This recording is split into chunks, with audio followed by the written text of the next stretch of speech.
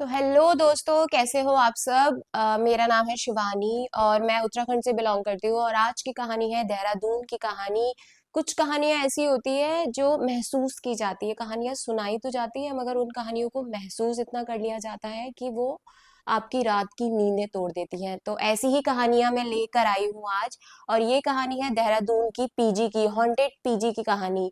आप 10 बार सोचोगे, अगर आगे जाके पीजी या किसी हॉस्टल में शिफ्ट होगे ना, तो 10 बार सोचोगे कि बैकग्राउंड क्या था।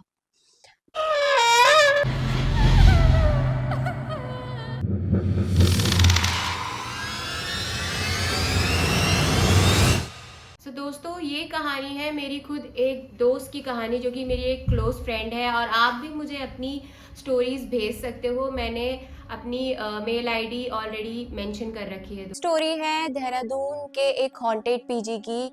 देहरादून जो पहाड़ों के बीच बसी एक ऐसी जगह जहाँ की सुबह की शांति और शाम की हवा दिल को सुकून देती है, मगर जब रात होती है तब यही शहर काफी सारे राज अपने अंदर छुपा लेता है। क्या आप ये जानते हैं? मैं आज आपको बता, आज की कहानी ऐसे ही पीजी की एक हॉन्टेड पीजी की कहानी है। ये स्पेशली कहानी जहां एक लड़की ने कुछ ऐसा महसूस किया जिसने उसकी जिंदगी को हमेशा के लिए बदल दिया और बदल चुका है। तो ये कहानी है रिया की कहानी। रिया एक बहुत ही एम्बिशियस लड़की थी। उसे रिसेंटली एक बहुत ही अच्छी जॉब मिली थी जो कि रेप्यूटेड फर्म में थी। और पहली नौकरी, पहली बार घर से दूर, एक्साइटमेंट भी था, काफी सारे सवाल चल रहे थे उसके मन में और डर भी था। बट उसे जॉब करनी थी, वो बहुत एम्बिशियस थी। उसने कई सारे ब्रोकर से बात करी देहरादून आने के लिए और पीजीज को देखा, पर हर जगह रेंट बहुत हाई था उसके हिसाब से। बट उसके बाद एक ब्रोकर ने उसे दोबारा कॉल बैक किया और बताया, मैम एक पीजी है जो कि मुझे राजपुर रोड का लोकेशन बता रहे हैं। आ, तो रिया ने थोड़ा सोचा, फिर बोला, भैया आप मुझे दिखा दीजिए, मैं मैनेज कर लूंगी। ब्रोकर ने जो पीजी दिखाया वो देखकर रिया के होश उड़ गए थे, क्योंकि पीजी बाहर से बहुत पुराना लग रहा था मगर अंदर से एकदम वेल मेंटेन्ड और सस्पिशियस लग रहा था, एकदम क्लीन, जैसे मानो वहाँ रोज कोई रह रहा हो। उसने पूछा, इतना अच्छा पीजी इतने कम रेंट में कैसे? तो ब्रोकर मुस्कुराते हुए बोला कि ओनर हेल्प करना चाहती है, आप लकी हो, आपको ये पीजी मिल गया मैडम।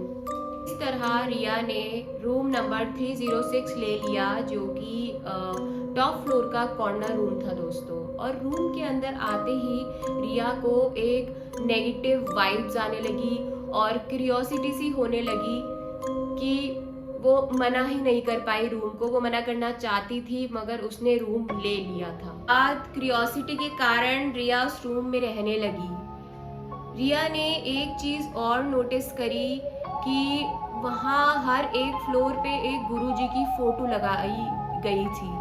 उस वक्त उस फोटो पे रिया का ध्यान नहीं गया था, क्योंकि उसको नहीं पता था कि कल उसके साथ क्या होने वाला है।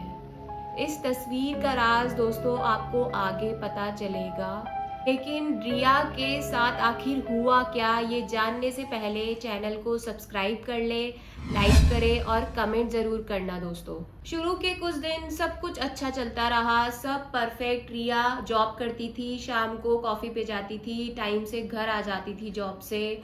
और तो और वो बहुत खुश थी, सब कुछ बिल्कुल नॉर्मल चल रहा था, जब तक एक रात उसका दरवाजा नॉक नहीं हुआ था। जी हाँ, उसके दरवाजे पे किसी ने नॉक किया तो बाहर एक लड़की खड़ी थी स्माइल करते हुए। उसने रिया को बोला, मैं तुम्हारी न्यू रूममेट हूँ मीरा, मेरा नाम मीरा है। इस नाम को याद रखिएगा, क्योंकि ये नाम आगे जाकर के बहुत बड़ा तूफान लाने वाला है इस कहानी में। जानते हैं आप? दोनों के वाइब्स मिल गए थे, दोनों बहुत अच्छे दोस्त बन गए थे। रात रात भर बातें करना, छोटी सी छोटी बात एक दूसरे से शेयर करना, वो दोनों बहुत ही कम दिनों में बहुत ही अच्छे दोस्त बन गए थे। और तो और रिया जल्दी ऑफिस से आ जाती थी, मगर जो मीरा का टाइमिंग था वो बहुत हेक्टिक था। वो बहुत लेट आती थी, वो आती थी 11 साढ़े 11 बजे तक वो आ पाती थी अपने ऑफिस से। मगर वो फिर भी एक दूसरे से काफ़ी बातें शेयर करते थे, रात रात भर जगते थे, काफ़ी अच्छी दोस्ती हो गई थी दोनों में। फिर एक शाम रिया नियर बाय पार्क में वॉक करने के लिए गई। उसे अपनी ही पीजी की काफ़ी सारी लड़कियां वहाँ दिखाई दी जो कि पहले से वहाँ मौजूद थी। कुछ लड़कियां उसके पास आई और पूछने लगी, तुम वही लड़की हो ना जो 306 में रहने आई हो? तो रिया ने थोड़ा सा सोचा, फिर बोला, हाँ क्यों, मैं वही लड़की हूँ जो 306 में आई हूँ।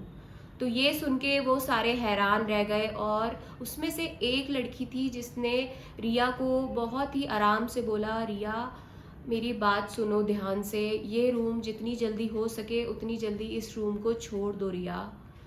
तो रिया बहुत परेशान हो गई और पूछने लगी, क्यों, आखिर ऐसा क्या है उस रूम में?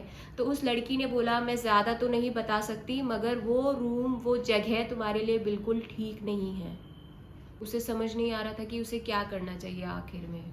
वो सोच रही थी शायद मुझे यहाँ से, इस पीजी से निकालना चाह रहे हो या कोई मजाक कर रहे हैं मेरे साथ, मुझे डराना चाह रहे हैं। वो बहुत सोचने में पड़ गई, बहुत ज़्यादा परेशान हो गई थी वो। लेकिन उस रात उसे नींद ही नहीं आई, पूरी रात वो परेशान रही। पूरी रात वो इधर से उधर। फिर 2 बजे अचानक पीजी में शोर मच गया बहुत ज्यादा। डोर्स बंद हो रहे थे, लड़कियां चिल्ला रही थी और तुरंत रिया तुरंत उठी और देखा रूम 203 के बाहर एक लड़की बेहोश होके पड़ी हुई थी। वो वही लड़की थी जिसने रिया को वार्न किया था कि वो रूम छोड़ दो, जिसने उसे वार्निंग दी थी, वो वही लड़की थी और उसके मुंह से खून निकल रहा था। वो बस इतना ही, वो बहुत कांप रही थी, बहुत डरी हुई थी, सिर्फ इतना ही कह पाई, मैंने उसे देखा है, वो अभी भी यही है, वो सच में यहीं खड़ी हुई है मेरे पास। और ऐसा बोलते ही रिया के पूरे शरीर में ऐसी बिजली सी कौंध गई, वो इतना ज्यादा डर गई कि क्या ये सच में ऐसा बोल रही है, ऐसा हो सकता है? पूरा पीजी खामोश हो गया, सब बहुत डरे डरे घूम रहे थे। लड़कियों ने हम हनुमान चालीसा पढ़ने लगी, कुछ रोने लगी, कुछ अपने पेरेंट्स को फोन करने लगी। सबके चेहरे पे एक सवाल था, कौन थी वो आखिर, किसके बारे में ये लड़की बात कर रही थी? वो लोग कुछ समझ नहीं पा रहे थे। सुबह एक रेजिडेंट ने रिया को सब बताया, उस रूम के बारे में, उसका बैकग्राउंड क्या था रूम का, क्योंकि वो कुछ नहीं जानती थी और उसे ब्रोकर ने भी कुछ नहीं बताया था गाइस। तो 4 महीने पहले फिर उसने बताया, उस रेजिडेंट ने, कि यहाँ 4 महीने पहले एक लड़की रहने आई थी जिसका नाम था मीरा।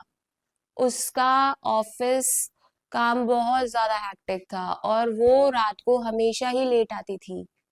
एक रात उसके रूम से गिरने की आवाज आई काफी तेज, और जब सब लोगों ने वहां जाके देखा तो क्या देखते हैं, मीरा की डेड बॉडी पड़ी हुई थी फ्लोर पर। जी हाँ, वो जो लड़की रिया के पास आई थी, जिसने दरवाजे पे नॉक किया था, जो बोल रही थी मैं उस तुम्हारी रूममेट हूँ, उसका नाम भी मीरा था। वो लड़की मर चुकी थी लिटरली। और तब से लोग कहते हैं हर रात कोई गेट खोलता है 11:30 बजे, ठीक 11:30 से 12 बजे के बीच फुटस्टेप की आवाज सुनाई देती है, सीधे 3rd फ्लोर तक आवाज जाती है और काफी तेज आवाजें होती हैं। और फिर 306 का दरवाजा खुलने और बंद होने की आवाज भी आती है। ये भी आवाजें लोगों ने सुनी है, और वो दरवाजा बहुत टाइम से बंद था, ओनर ने रूम लॉक कर दिया था इस पर आवाजें कभी बंद नहीं हुई वहां की, कभी भी बंद नहीं हुई। और फिर रिया को समझ आया कि आखिर चल क्या रहा था सारा कुछ।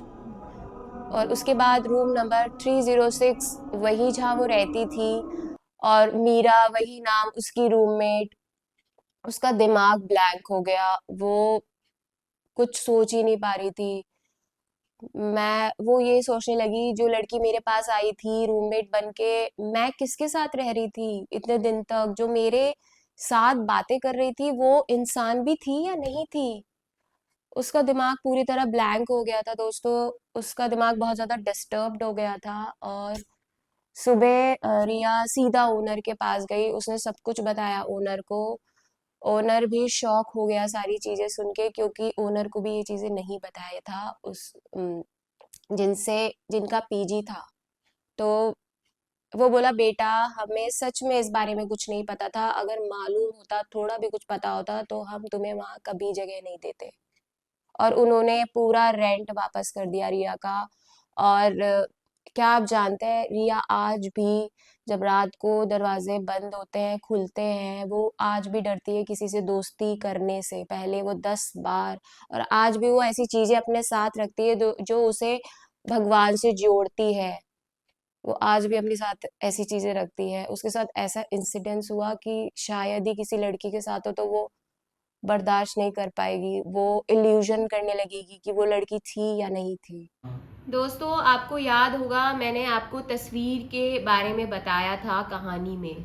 तो वो तस्वीरें हर फ्लोर पे इसलिए लगाई गई थी, जो गुरुजी थे उन्होंने इस कमरे को शुद्ध किया था, क्योंकि वो जानते थे अंदर मीरा की आत्मा है जो कि यहाँ से कूदकर मर चुकी थी ऑलरेडी।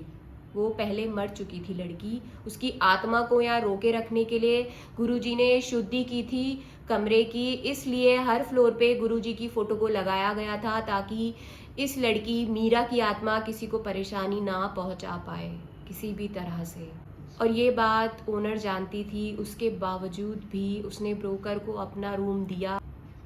आज भी रिया ये चीज़ें याद करके इतना डर जाती है कि मानो जैसे उसने ऐसा क्या देख लिया हो कि उसने कभी देखा नहीं है। वो कभी अकेले कमरे में नहीं रहती है, कभी किसी अंधेरी जगह में नहीं जा सकती है। उसकी लाइफ मानो नॉर्मल हो ही नहीं सकती है जैसे वो पहले रहती थी। रिया की कहानी ने डरा दिया है। तो मैं एक बात और कहना चाहूंगी दोस्तों, कि कहीं भी पीजी या हॉस्टल लेने से पहले एक बार जरूर चेक कर लो कि बैकग्राउंड क्या था, पहले वहां कौन रहता था कौन नहीं रहता था, क्योंकि ये बहुत जरूरी है और ये सच है। हाँ। और मुझे कमेंट करके ज़रूर बताना आपको स्टोरी कैसी लगी, कैसी नहीं लगी, और आपका सपोर्ट ही मुझे आगे ले। तो दोस्तों, अपना ध्यान रखना, ख्याल रखें। और हाँ, हर हर महादेव। और मेरे चैनल को सब्सक्राइब कर लेना, लाइक कर लेना और कमेंट करना मत भूलना। Bye bye.